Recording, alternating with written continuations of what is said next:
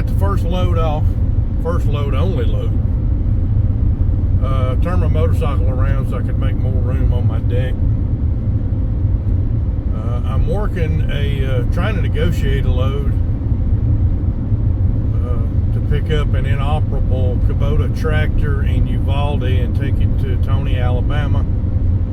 It's only paying like 95 cents a mile, but it gets me home, and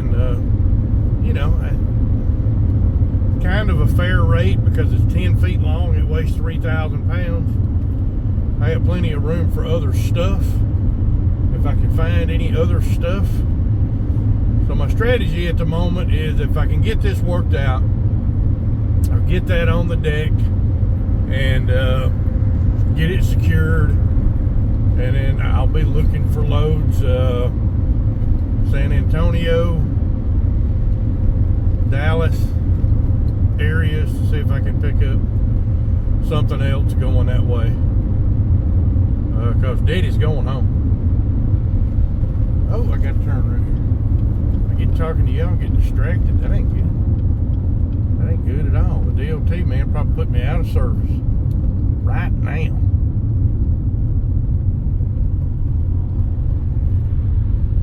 Do you know? You probably do. I figure anything I know, everybody knows. But you're required by law to have your ELD clock visible so that you can look at it and see it without having to look down or look around for it. So you got to have it up here where you can see it. But isn't it against the law for me to be watching something up here? I mean, I can't put on an episode of Seinfeld and, listen to it and watch it as I'm going down the road. I think you get your license pulled for that. But at the same time, you're required to keep the clock up here so you can see it and refer to it. I guess it makes sense. It's a government regulation, so I'm sure it's the smartest thing in the world we could possibly do. Today is, what is today? Today is Tuesday, December the 17th. And we are currently in the middle of the drone frenzy from New Jersey. Now they're seeing them in Southern California, Arizona, Atlanta, Georgia. So, I mean, these things are everywhere, and the only thing they're saying is we've done an assessment, and it's planes and helicopters and trains and automobiles and privately and commercially owned drones, and no anomalies and nothing else, nothing to see here. But this is also the government that required me to look at my clock, but will take my license if I'm caught looking at anything else besides my clock, what they tell me to look at. So, this is the same government that let the Chinese spy balloon come all the way across the country. That almost infuriates this old redneck right here. That's some of the craziest stuff I've ever heard of. But anyway, just jabbering, headed down the road. What I'm doing is, this tractor is in Uvalde. I haven't gotten a rate con on it yet. I'm actually hoping to be close enough to the pickup when I get the rate con that I can ease by there and look and see how desperate and dire the situation is before I sign the rate con. But hopefully, just an inoperable tractor. Needs to be moved. We'll get it loaded and move on. Hope that's the case. We'll get back with y'all in a little while and see what we find out about the tractor. Bye.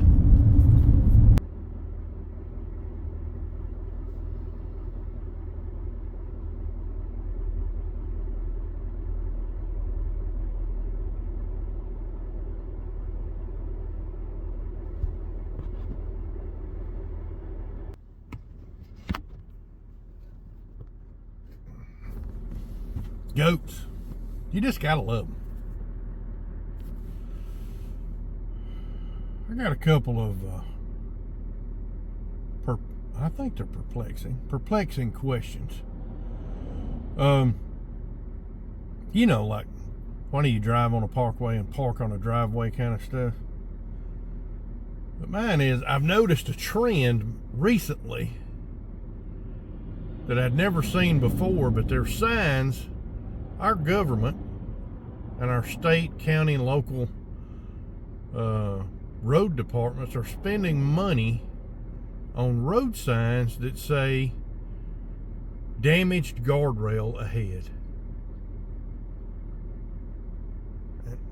I've done a lot of work with the government, for the government, of the government, and the cost to put up a sign on the side of the road that says that there's damaged guardrail ahead would probably boggle the mind. I'm betting in the neighborhood of $1,500 a piece. You know, material, labor, fuel, truck, insurance, retirement, and that may be a low ball number. But my thing is, you go, okay, damaged guardrail ahead, but think about it. What's the purpose of that sign? I mean, it's just in case you were planning on leaving the roadway and impacting the guardrail today, either by accident or on purpose. You should probably wait until we get it fixed. We just want you to know in advance that it's damaged so you can plan accordingly. I just don't understand. Just fix the guardrail. You know, before you put it up, nobody even knew it was there. There's no signs there that say guardrail missing before you put a guardrail somewhere. To me, it would seem that would be the one that you would need. Also, the IFTA cab cards. If IFTA is an acronym for International Fuel Tax Agreement. International, implying that it's America, the United States of America, Canada, and Mexico are all in this agreement. And it reciprocates in all 50 states. Why do you have to have a cab card? Why do you have to have another piece of paper that says you're going to drive in this state or that state or that state or this state? If you don't choose every state, let's say you just choose 5 states, does it cost less to get the cab card? How much does the cab card cost? And you're going, oh my Lord, this guy's been doing these CDL, he's driving. My state kind of hooked me a little bit on that. I asked all the right questions at all the right places, and apparently I never found anybody that knew the right answers. I do have an IFTA sticker. I do my quarterly IFTA filings, but I don't have apportioned plates. My tags are farm tags because I was licensed as a farm before I started running Hotshots, and they told me that I didn't need apportioned plates at the tag office 2 years in a row. So, but still, it begs the question, if IFTA is international and it's reciprocated across all states, why do you need a cab card? And why wouldn't you just select all 50 states when you do the IFTA cab card filing? I don't know how I got an IFTA sticker and I have to do IFTA quarterly filings, and I haven't seen anything about a cab card in the Alabama IFTA system. So end of this week, first of next week during Christmas, I'm gonna get all that worked out. But I don't understand if it reciprocates across all 50 states. Why would you ever fill out a cab card that doesn't indicate that you may purchase fuel in all 50 states? Because I'm here to tell you, if you go to Oklahoma and you don't have a cap card in your truck that indicates that Oklahoma is a state that you will be buying fuel from and you will be traversing through, it's going to be a problem. But again, I don't understand why it's a problem. International Fuel Tax Agreement, reciprocated by all 50 states. Why the cap card? Somebody please educate me down in the comments. I'm not getting any comments. Furthermore, I'm not getting any likes. I'm a little sad about it, to tell you the truth. Well, no, not really. I'm not really sad about it. But it would be cool. I mean, I don't bug y'all about, as always, hit like, hit subscribe, share, set the notification, click the bell, do all that crap. I don't bother you with that. It doesn't cost you anything to hit like. I like almost every video I watch, unless it's just absolute clickbait. And they shouldn't have pulled me into this. It was an absolute waste of my time. And hey, if that's the case, don't click like.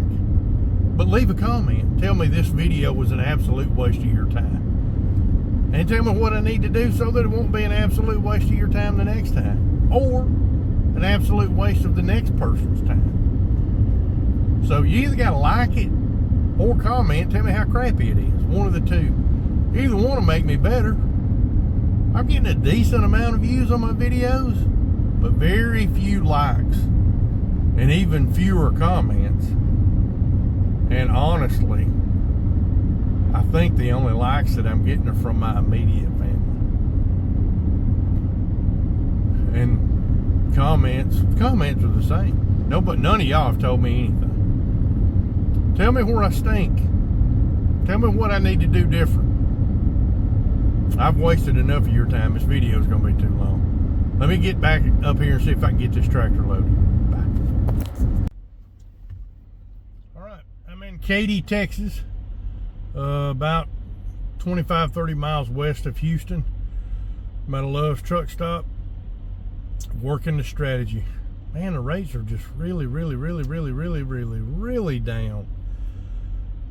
I saw 2 loads today, 2 hot shot loads that were going for more than $2 a mile. One of them was 12-foot wide OD, and if I'm not mistaken, 12 foot is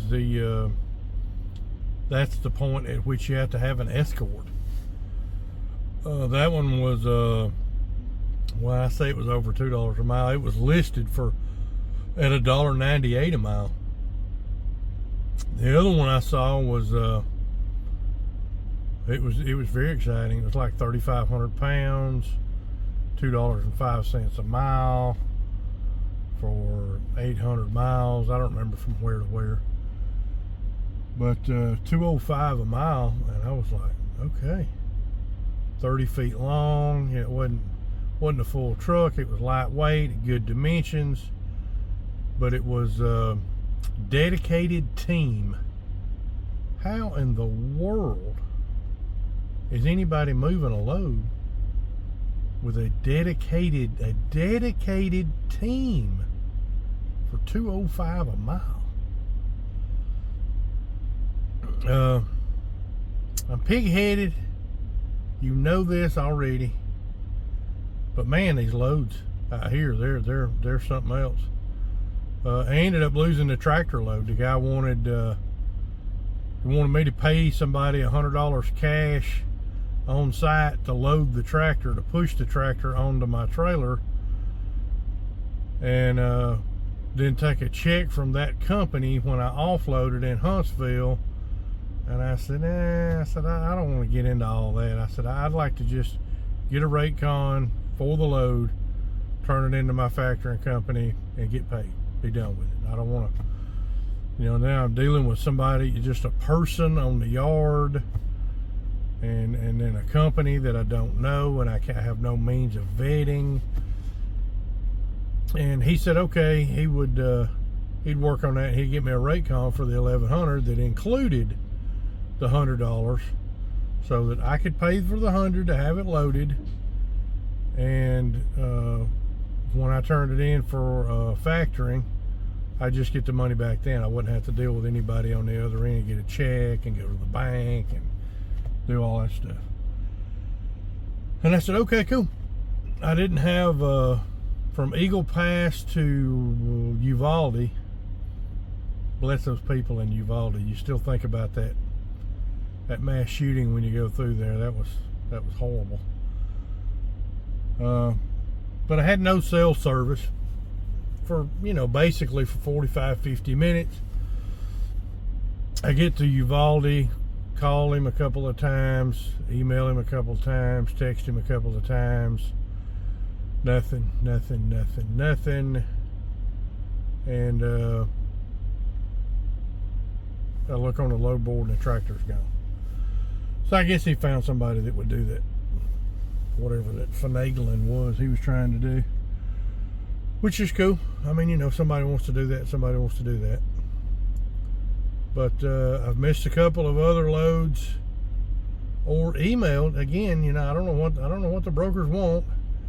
I've emailed and called on 2 loads that they weren't good loads, weren't bad loads. They were like $1.80 a mile, 5,000 pounds, 18 feet. I'm just talking in general terms, but basically, just a medium load, for $1.35 a mile. And I'm like, well, if you got half of my deck space and half of my weight capacity, then I'm looking at $1. If you get all my deck space, all my weight capacity, then I want $2 or more. And from what I hear, I see on Facebook and see everybody else posting on these forums and stuff for Hotshot, I'm lowballing because people won't move for less than $3.50 a mile, and I'm like, I've never seen a load for $3.50 a mile. I have, but it was 175,000 pounds. It was 18 feet wide, and you had to do it on your back with a twit card in your mouth. But I'm exaggerating. But both those loads I called on and or emailed and never got a response. Then the loads just go away. I called or emailed on 2 loads that were, they were decent loads. They've been posted for less than 2 minutes, and I never heard back from anybody on them. So it is the game that we play. I talked to my wife. We're just gonna trust in the Lord. I'm gonna do everything I can to get closer to Him and closer to her, and trust that He's gonna provide. I'm doing all I can do.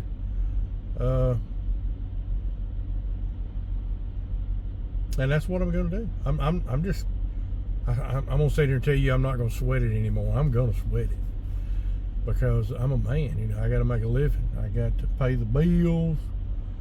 But I'm trying to stress less and less and trust Him to take care of it. But I'm not. I'm going to trust in the Lord. I'm not going to look back. If I go past Houston in the morning, and the next time I look at the load board, I got a load that's perfect, that's 80 miles behind me. It's 80 miles behind me. This boy is going home. And trusting in the Lord. So, y'all keep following the channel. Let's see how that works out. And, but anyway, that's it for today. Katy, Texas, shutting her down. I'll get back with you in the morning. Thanks.